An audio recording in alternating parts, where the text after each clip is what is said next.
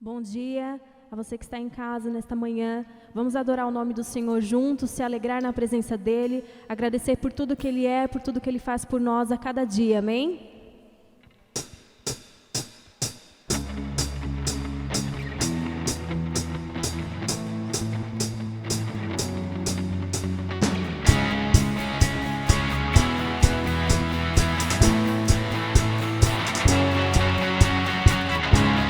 Por tua graça fui alcançado, teu amor me envolveu, por tua cruz fui justificado, e por tua morte eu vivo.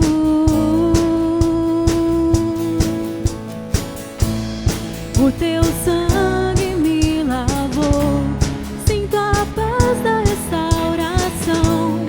Onde o pecado abundou, transborda perdão.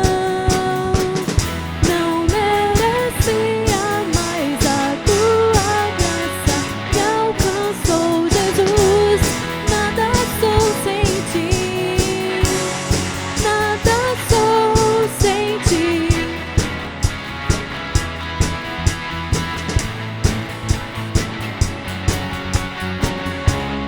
Por tua graça fui alcançado, teu amor me envolveu, por tua cruz fui justificado, e pela morte eu vivo. Teu sangue, o teu sangue me lavou, sinto a paz da restauração. Onde o pecado abundou, transborda perdão. Não merecia mais a tua graça que alcançou Jesus. Nada sou sem ti, nada sou sem ti. Não merecia, mas o teu amor me alcançou, Jesus. Nada sou sem ti, nada sou sem ti.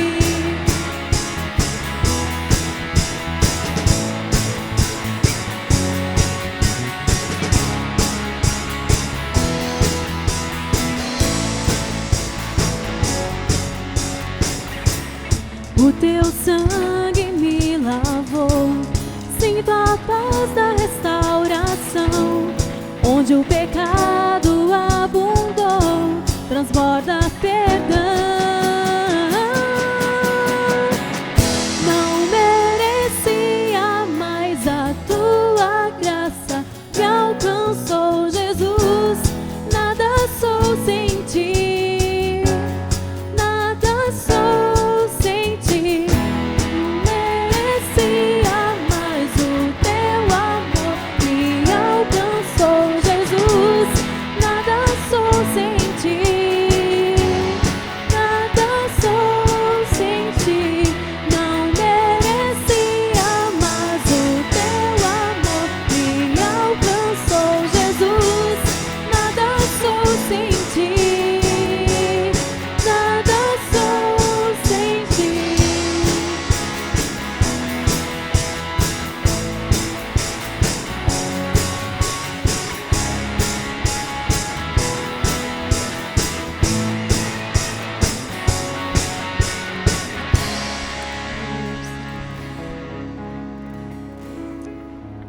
Feche os seus olhos neste momento. Consagra ao Senhor esta semana, esses seus dias que estão para começar neste domingo. Consagra desde já ao Senhor o teu coração, todas as suas tarefas, tudo aquilo que você tem para resolver durante essa semana.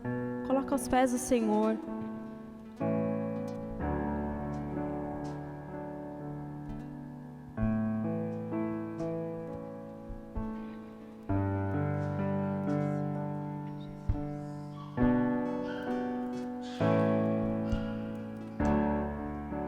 Te dou meu coração e tudo que há em mim.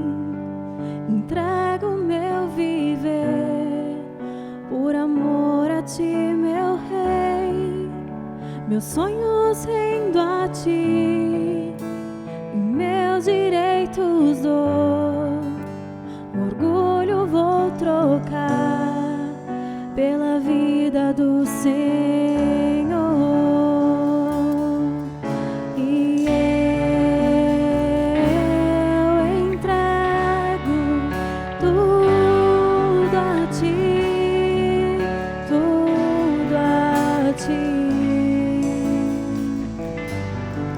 E eu entrego tudo a ti, tudo a ti.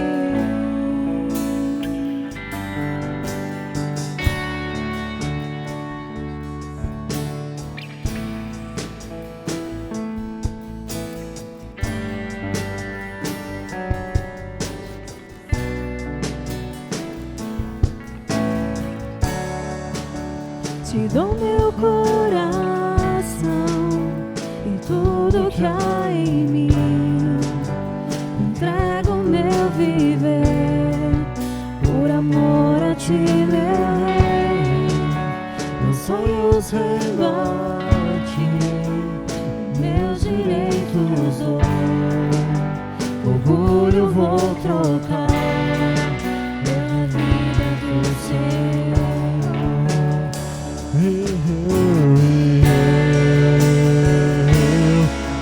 Entrego tudo a ti, tudo a ti. E eu entrego tudo a ti, tudo a ti.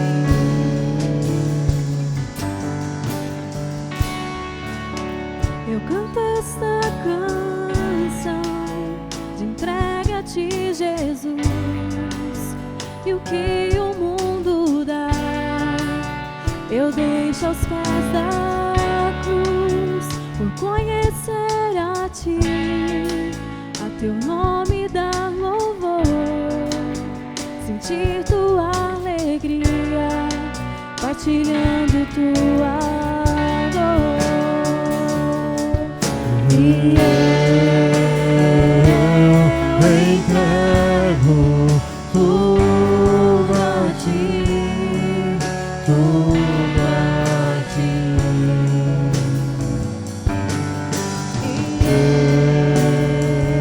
Eu entrego tudo a ti, tudo a ti.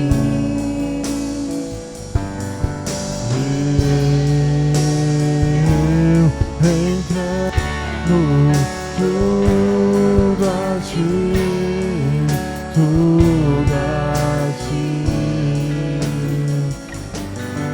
E eu entrego tudo a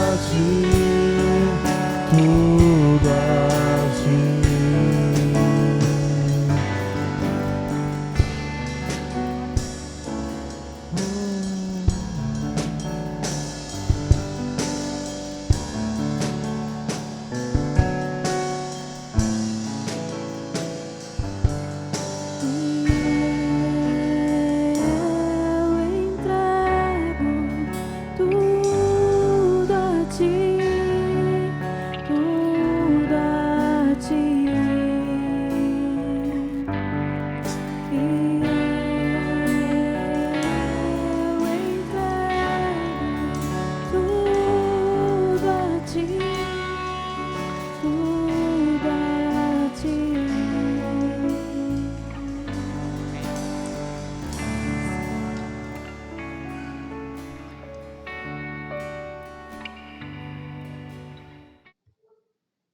Olá, irmãos, que a paz do Senhor Jesus esteja sobre os vossos corações. É com grande alegria que nós estamos aqui para cultuarmos o nosso Deus, eu gostaria de iniciar orando, né?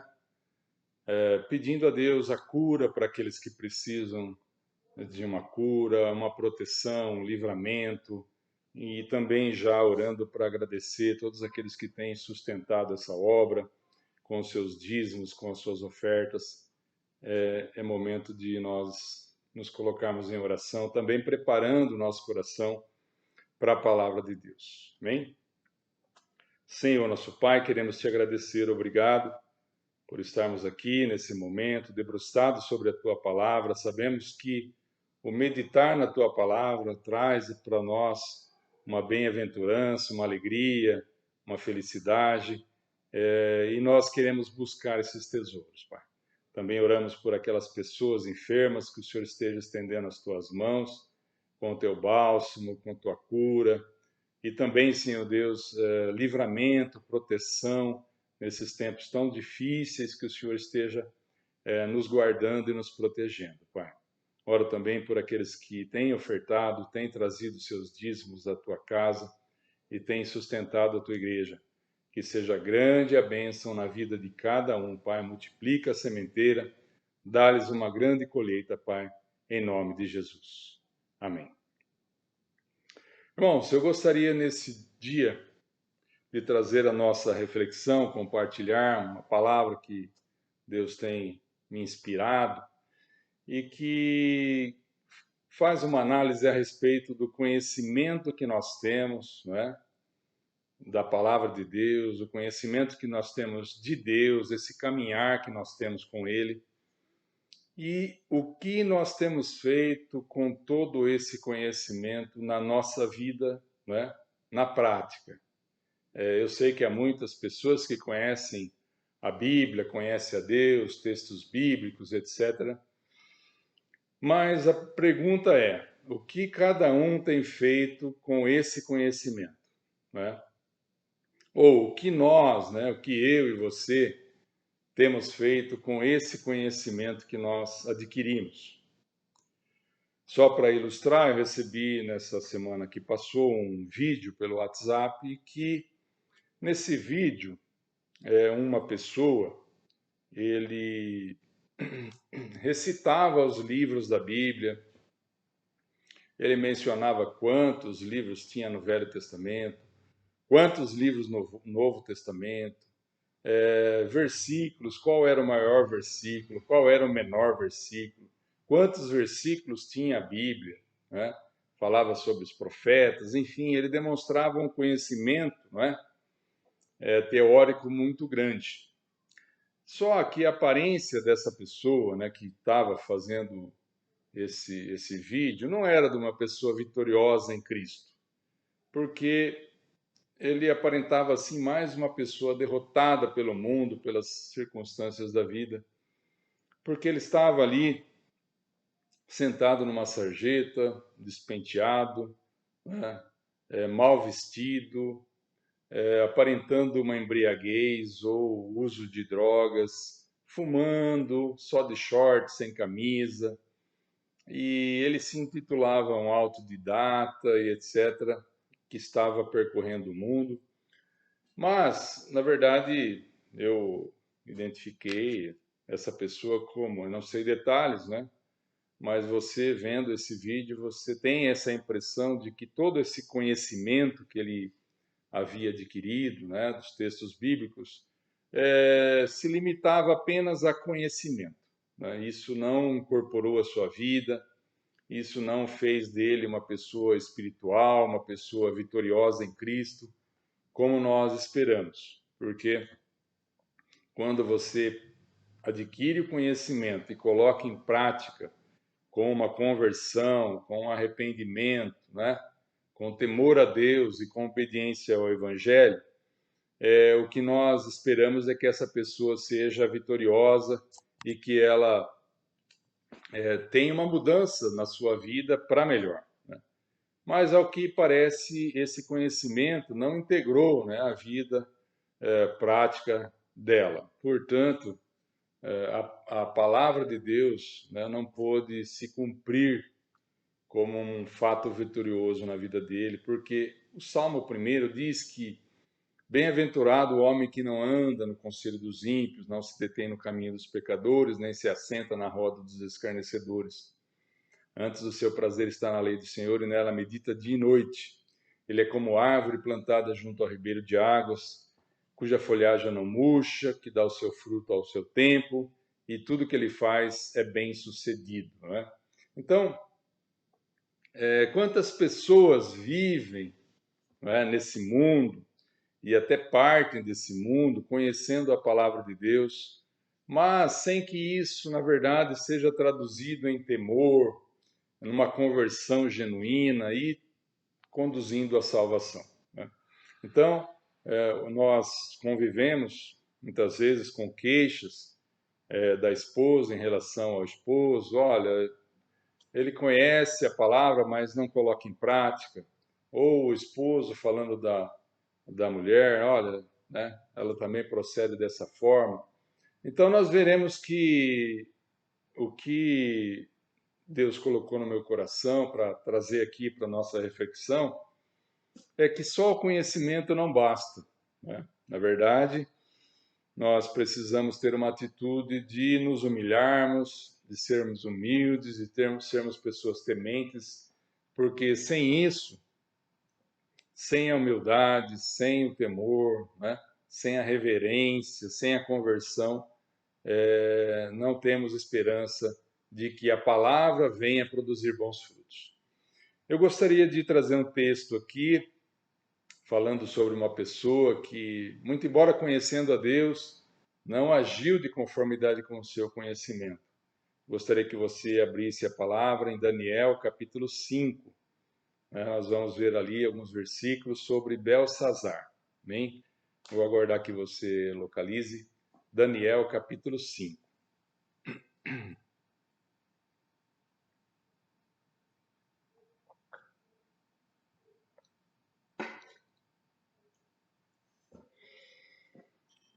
E vamos ler a partir do versículo 1. Daniel 5, 1. Belsazar, ele era filho do rei Nabucodonosor da Babilônia, que era nada mais, nada menos que o maior império da época, né? Então, conta a Bíblia, no versículo 1, o seguinte: o rei Belsazar deu um grande banquete a 1000 dos seus grandes, e bebeu vinho na presença dos 1000. Havendo Belsazar provado o vinho, mandou trazer os vasos de ouro e de prata que Nabucodonosor, seu pai, tinha tirado do templo que estava em Jerusalém, para que bebessem por eles o rei e os seus grandes, as suas mulheres e as suas concubinas. Então trouxeram os vasos de ouro que foram tirados do templo da casa de Deus que estava em Jerusalém, e beberam por eles o rei e os seus grandes, suas mulheres e concubinas. Beberam vinho, deram louvores aos deuses de ouro, de prata, de bronze, de ferro, de madeira e de pedra. Na mesma hora apareceram os dedos de mão de homem e escreviam defronte do castiçal na caiadura da parede do palácio real. E o rei via a parte da mão que estava escrevendo. Mudou-se então o semblante do rei e os seus pensamentos o perturbaram. As juntas dos seus lombos se relaxaram e os seus joelhos batiam um no outro. Amém? Até aí. Então aqui nós encontramos um homem agindo segundo o seu orgulho, segundo o seu livre entendimento. E ele queria demonstrar o seu poder, a sua glória, né, usando os utensílios do templo que foram retirados de Jerusalém para que os seus convidados bebessem vinho e que glorificassem os seus deuses, né? Então eles beberam vinho nessas taças, glorificaram os seus falsos deuses.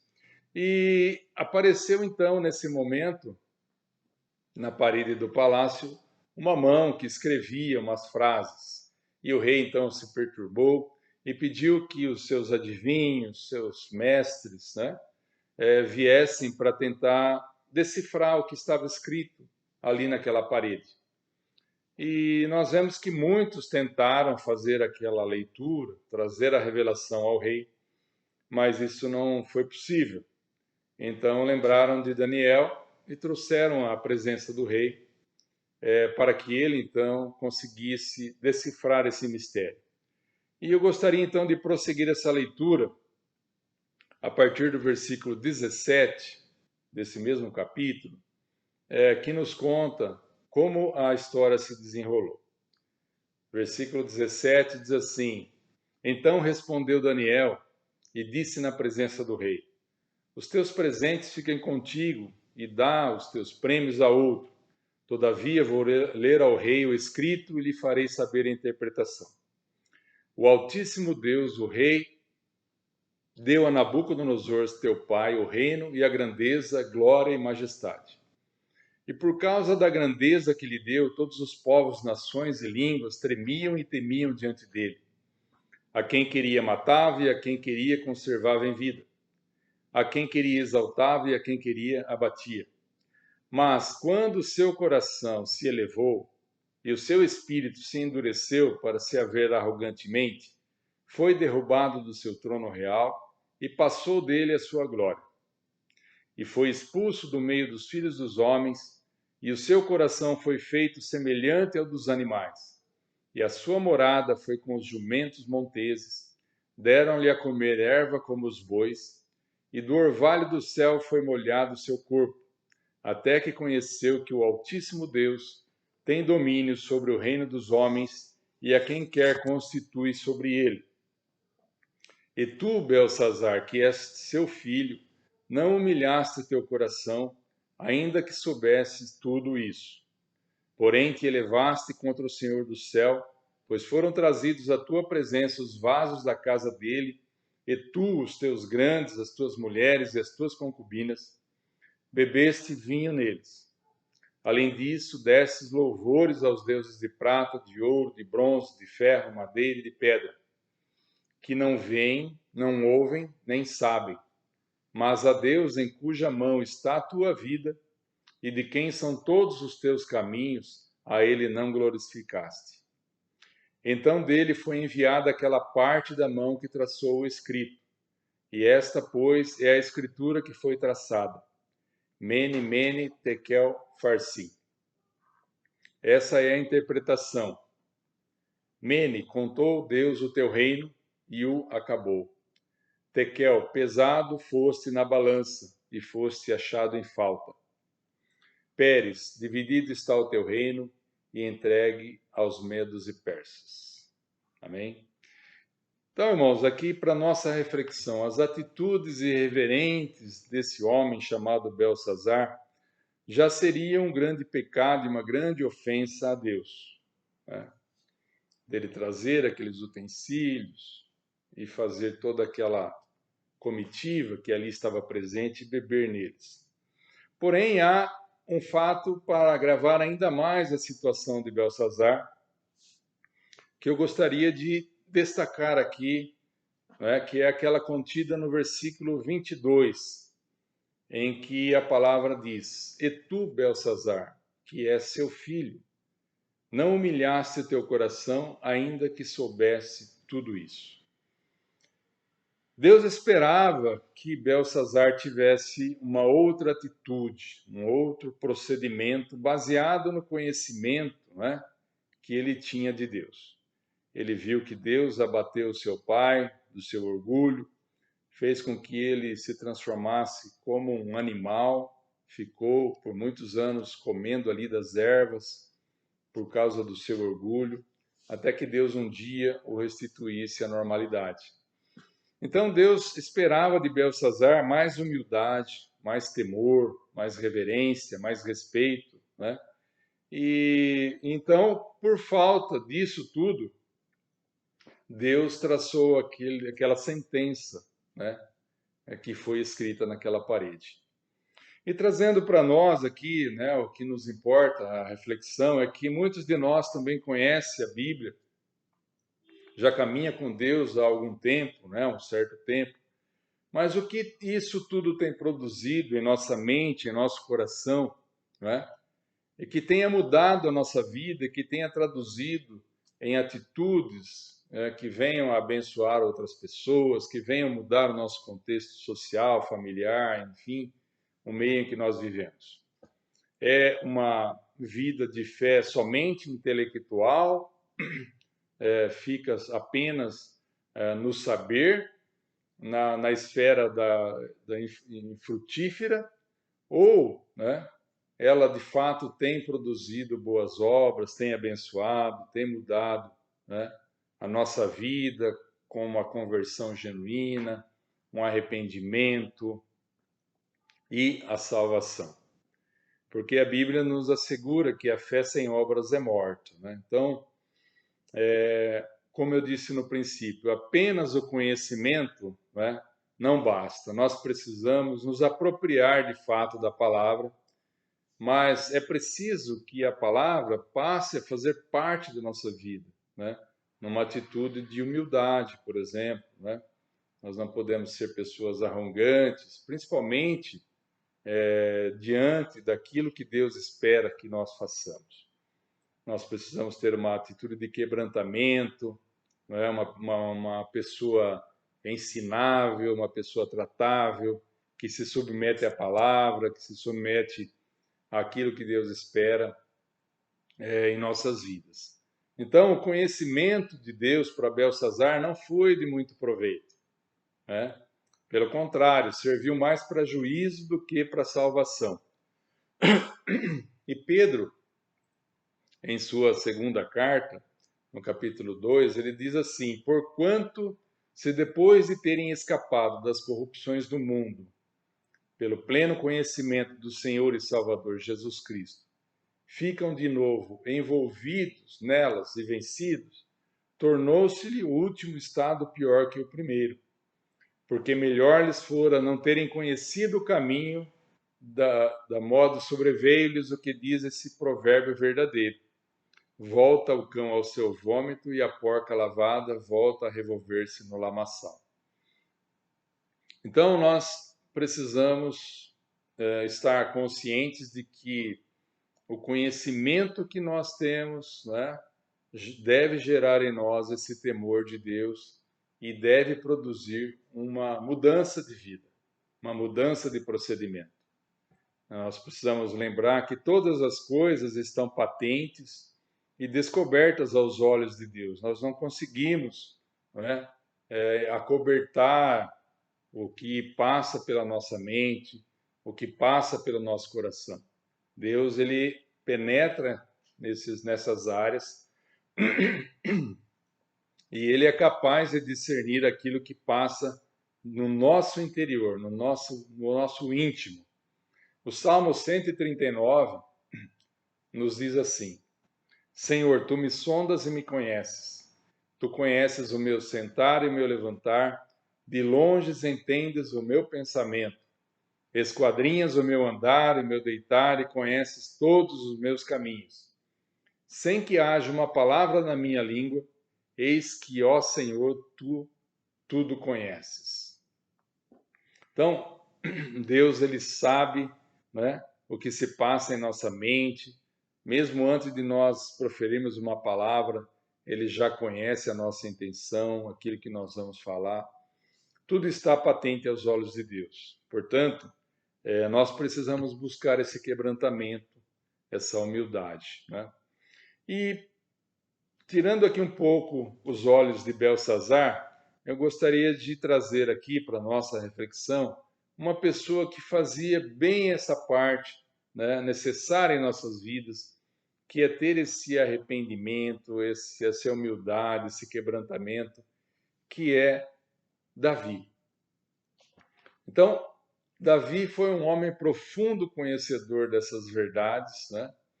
E eu gostaria de trazer aqui à memória alguns trechos que ele escreveu, salmos, nesse mesmo Salmo 139, em que ele se revela uma pessoa muito quebrantada, muito pronta a se deixar analisar por Deus e também, né, reconhecer as suas falhas e seus erros e pedir que Deus lhe dê a direção de sua vida.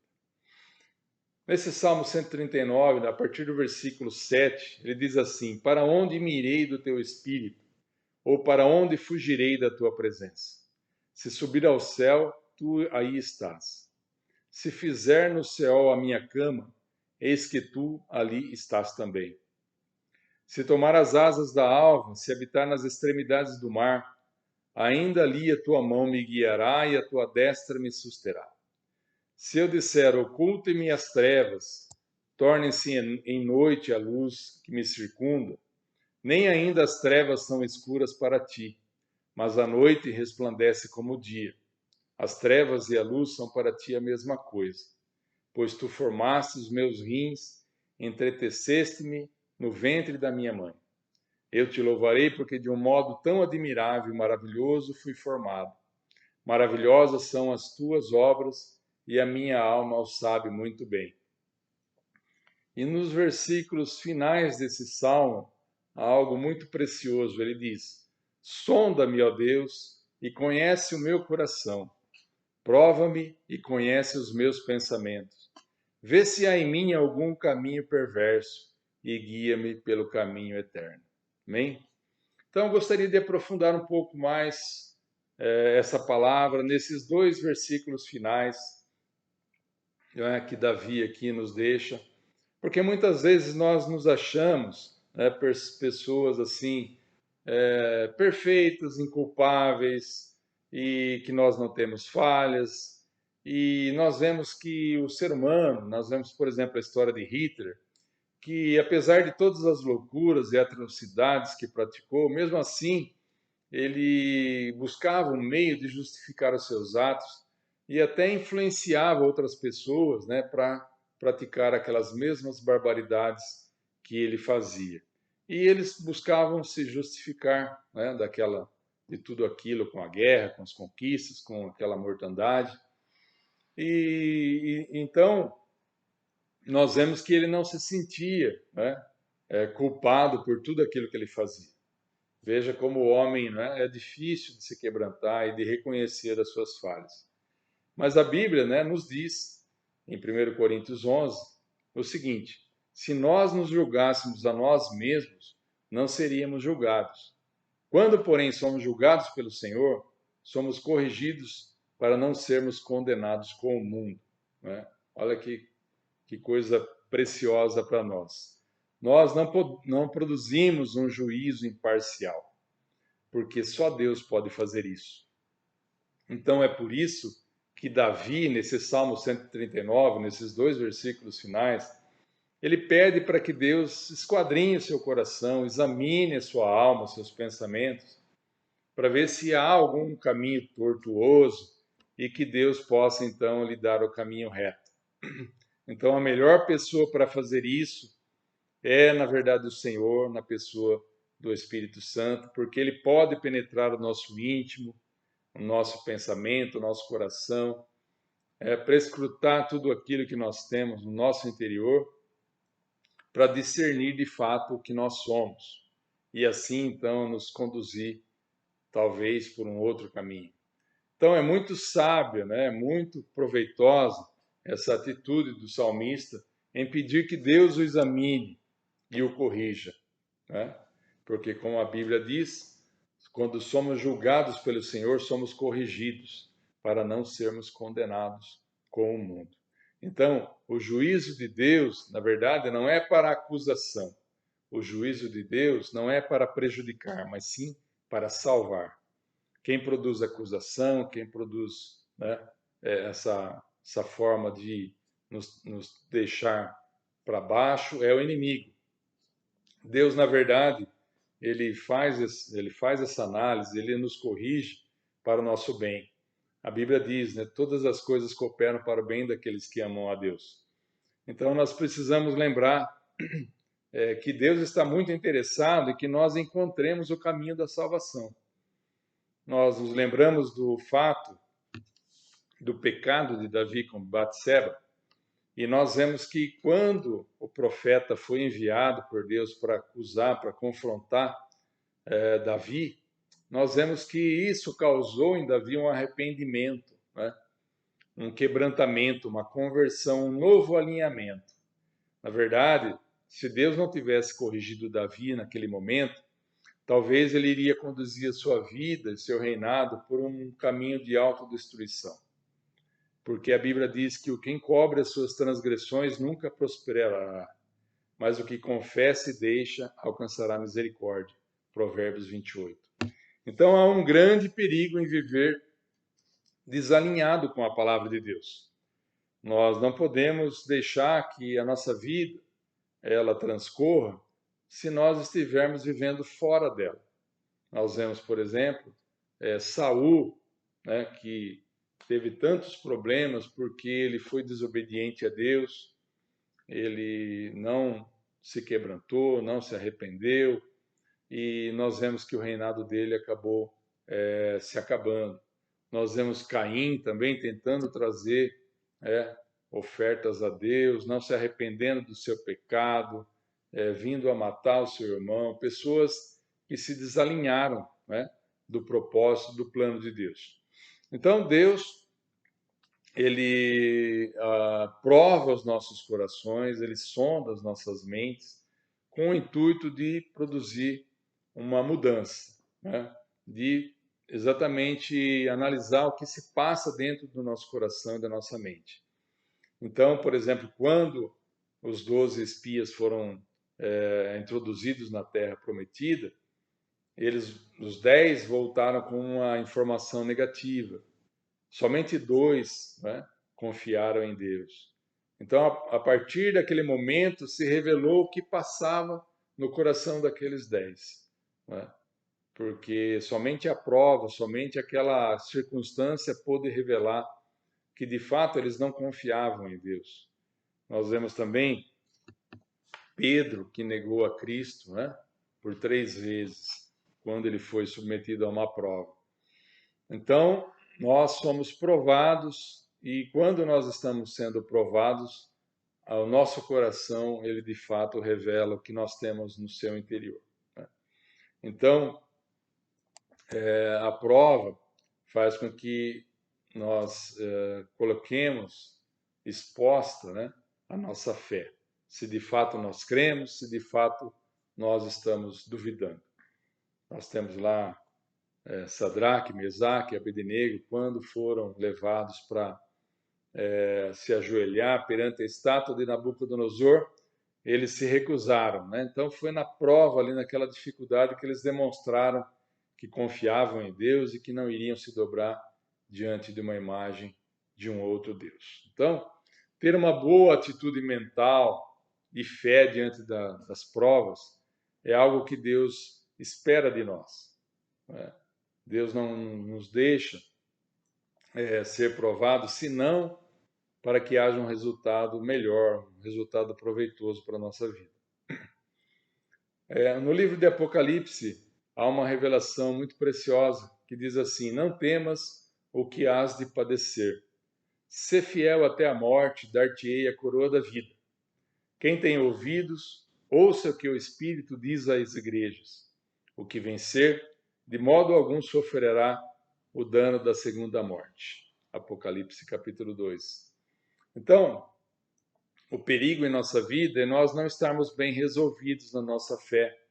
E à medida que se apresenta uma aprovação, uma dificuldade, nós acabamos fraquejando, duvidando, descrendo, e assim, né, nós nos revelamos fracos. Nós temos o exemplo de Pedro, que quando Jesus pediu para que ele caminhasse sobre as águas, ele saiu, e por um bom trecho ele caminhou, mas depois de alguns momentos ele começou a olhar para as circunstâncias, né, para o vento, para a força das ondas, e então ele começou a submergir. Então tudo isso, né, é muito importante para nós refletirmos o quê? Nós precisamos estar bem alimentados da palavra, fortalecidos, porque quando você está forte, quando você está fortalecido pela palavra, vindo as dificuldades, você consegue superar. Né?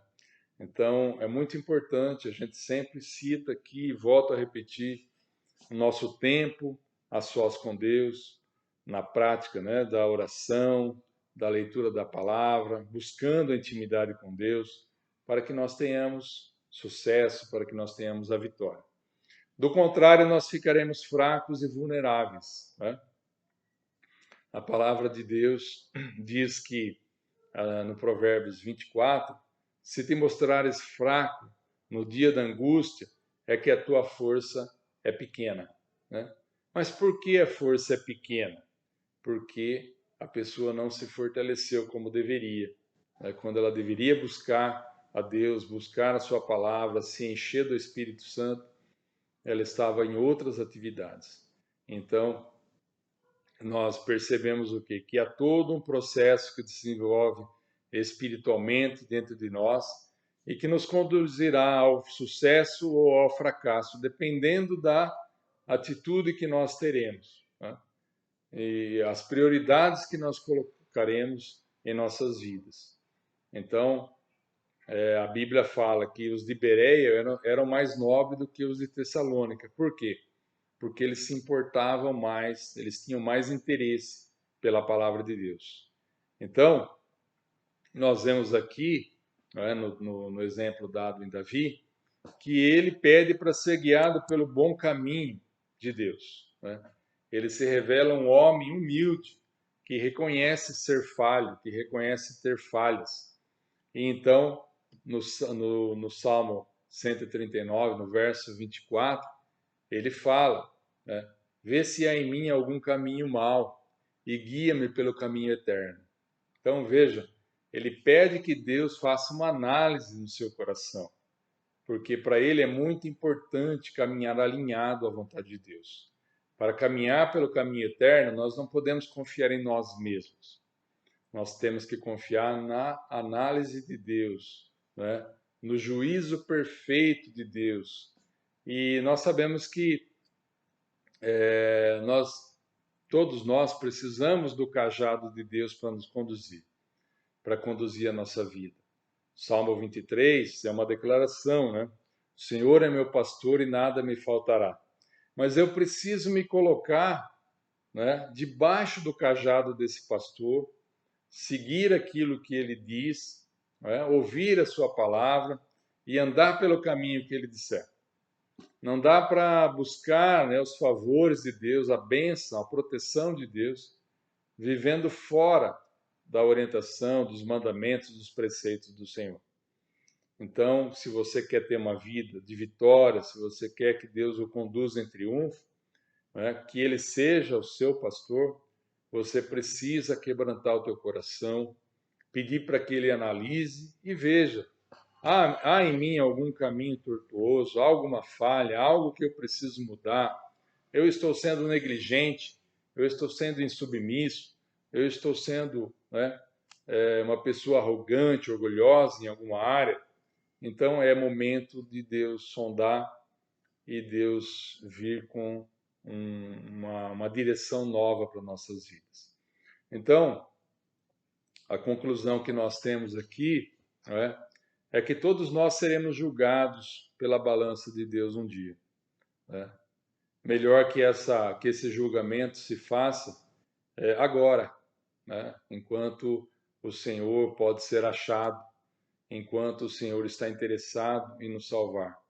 Porque haverá um dia em que esse juízo de Deus, ele será, né, para aqueles que não deram ouvidos para a sua palavra, um juízo de sentença, de condenação. Então, hoje se apresenta diante de nós, né, um caminho que nós devemos escolher. Ou o caminho de Belsazar, ou o caminho de Davi. Belsazar, ele só reteve o conhecimento de Deus, né, da palavra, mas não temeu a Deus, não se humilhou, não se converteu, não se quebrantou, não se arrependeu. O conhecimento de Deus não produzia um resultado, né, que Deus esperava. E a Bíblia declara que Deus esperava isso ansiosamente dele. Daniel 5:22 fala assim: Tu, Belsazar, que és seu filho, não humilhaste o seu coração, ainda que sabias de tudo isso. Quer dizer, ele viu a história de seu pai, viu Deus agir, viu Deus operar, mas isso não produziu um resultado prático. Ele ainda tinha deuses de ouro, de prata, de bronze. Ele não teve uma atitude reverente diante dos utensílios vindos do templo do Senhor, né? E recebeu uma sentença muito dura, muito difícil, né? que está em Daniel 5:27. Pesado foste na balança e achado em falta. Que dura sentença, não é? Que difícil receber essas palavras. Pesado foste na balança e achado em falta. E muitas pessoas, não é, que não se alinham com a vontade de Deus, não se humilham, não têm essa atitude, né, de quebrantamento, de arrependimento, de conversão, estão muito se arriscando em receber uma sentença semelhante. Naquele grande dia, todos nós iremos comparecer diante do tribunal de Cristo e nós seremos julgados. E muitas pessoas, né, Jesus vai dizer, olha, você foi pesado, mas, né, foi achado em falta. Então você não tem parte no meu reino. Que difícil, né? Que dificuldade. A Bíblia diz que haverá choro e ranger de dentes. Ao passo que Davi viveu no conhecimento e no temor de Deus, né? Então, ele diz em seu Salmo 139, sonda-me, ó Deus, e conhece o meu coração. Prova-me, conhece os meus pensamentos. Vê se há em mim algum caminho mau e guia-me pelo caminho eterno. Então, veja que outra atitude, né? Que humildade, que pessoa que reconhece suas falhas e pede para que Deus intervenha. Não é? Você já pediu isso para Deus? Você já teve essa atitude como a de Davi? Não é? E nós vemos que a Bíblia diz que Deus reconheceu esse homem como aquele segundo a vontade de Deus, né? Uma pessoa que agradou a Deus. Agradar aos homens, talvez a gente consiga, mas agradar a Deus é muito mais importante e significativo. E Davi conseguiu essa proeza.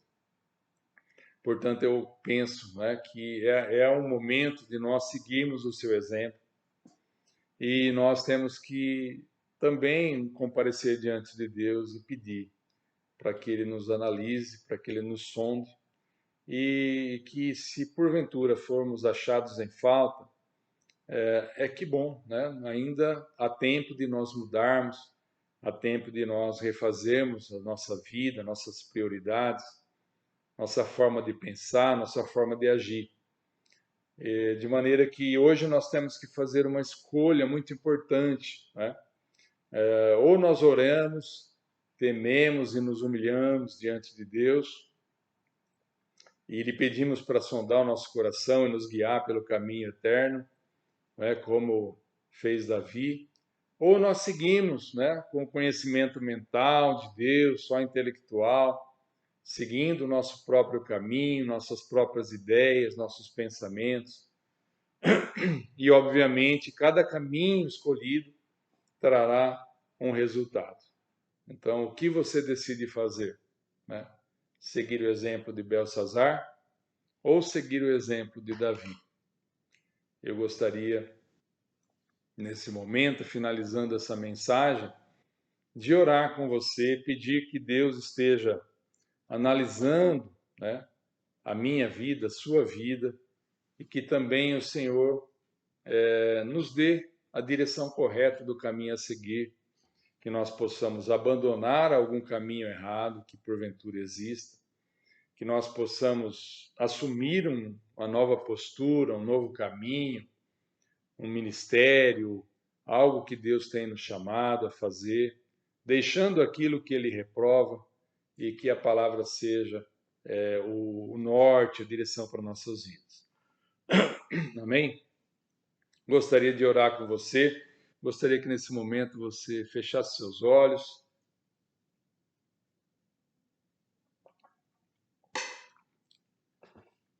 Vamos pedir essa direção de Deus. Amém? Senhor nosso Deus e nosso Pai, graças te damos pela tua palavra. Obrigado, Pai, porque o Senhor vem até cada um de nós com o propósito de nos favorecer, de nos abençoar. Que o Senhor esteja sondando as nossas vidas, nossos corações, nossas mentes, e que nós possamos, de fato, Senhor Deus, receber do Senhor uma direção né, uma correção, uma análise, porque nós sabemos que a nossa análise, o nosso julgamento não é imparcial como o do Senhor. Portanto, nós nos quebrantamos, nós nos humilhamos diante da Tua presença e te pedimos, Senhor Deus, aparta de nós todo caminho tortuoso, que nós possamos deixar, ó Pai, aquilo que não te agrada, que nós possamos mudar de vida, de procedimento, de postura, que nós venhamos a receber o Senhor Jesus integralmente, totalmente em nossas vidas, que o Teu Espírito Santo esteja dirigindo cada um dos nossos passos diariamente, que o nosso prazer esteja na Tua lei, na meditação dos Teus mandamentos, ó Pai, dá a direção correta, que nós possamos nos quebrantar, que nós possamos, ó Pai, alcançar de Ti esse favor, a Tua proteção, a Tua direção, que o Teu cajado esteja sobre nossas vidas, nos conduzindo, nos guardando, nos ensinando, Pai, os caminhos eternos, para que nós possamos um dia estarmos todos juntos no Teu reino, na Canaã celestial, aprovados, ó Pai, segundo o Teu juízo, que é imparcial e justo. Nós te agradecemos e pedimos, ó Pai, continua abençoando a vida dos Teus filhos, aqueles que se colocam na Tua presença com humildade, com desejo de Te obedecer e Te servir, que o Senhor esteja estendendo as Suas mãos, guardando, protegendo, Senhor, livra de todo mal, que todo lar, ó Pai querido, dos Teus filhos seja guardado, de toda a peste perniciosa, de todos os problemas que afligem a humanidade, que o Senhor, ó Pai, se faça presente na vida dos Teus filhos e nos livre, Pai, em nome de Jesus. Que a graça do Senhor Jesus, o amor de Deus e a comunhão do Espírito Santo esteja sobre cada um e assim permaneça hoje e para todo sempre. Amém e amém. Irmãos, que a paz de Cristo inunde o coração de vocês, que vocês tenham uma vida abundante de boas obras, que a palavra de Deus seja o norte, o guia, né, para cada um de vocês, e que em tudo o nome do Senhor Jesus, o nome do nosso bom Deus, Pai, Filho e Espírito Santo, seja glorificado através de nossas vidas, em nome de Jesus. Amém? Deus abençoe, paz seja convosco. Amém. Depois dessa palavra maravilhosa, vamos louvar o Senhor com esse hino bem avivado. Todo mundo de pé agora, hein?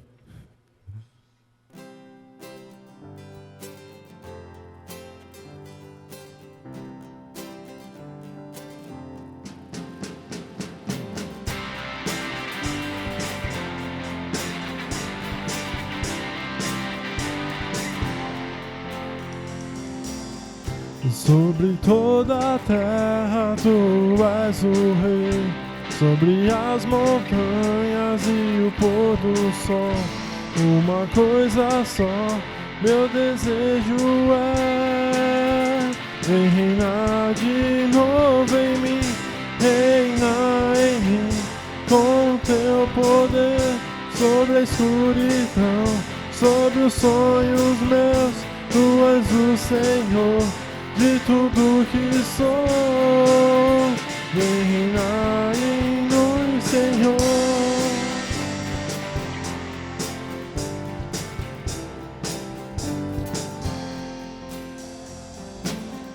Sobre o meu pensar, tudo que eu falar, faz-me refletir a beleza que há em ti. Tu és para mim, mais que tudo aqui. Vem reinar em mim, vem me reinar em mim, com teu poder, sobre a escuridão, sobre os sonhos meus, tu és o Senhor de tudo que sou. Vem reinar em mim, Senhor.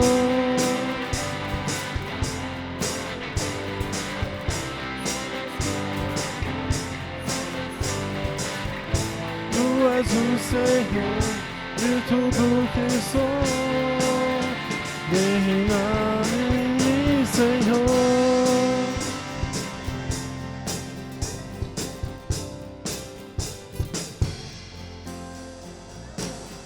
Sobre o meu pensar, tudo que eu falar, faz-me refletir a beleza que há em ti.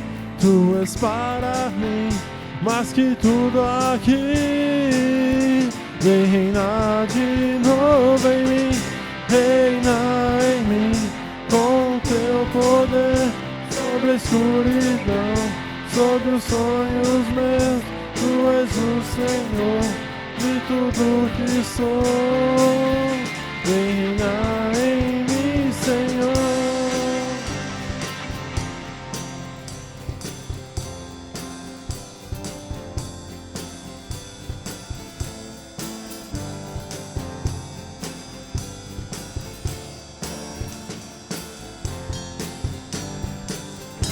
Reina em mim com teu poder, sobre a escuridão, sobre os sonhos meus. Tu és o Senhor de tudo que sou. Vem reinar em mim, Senhor, reina em mim com teu poder, sobre a escuridão, sobre os sonhos meus.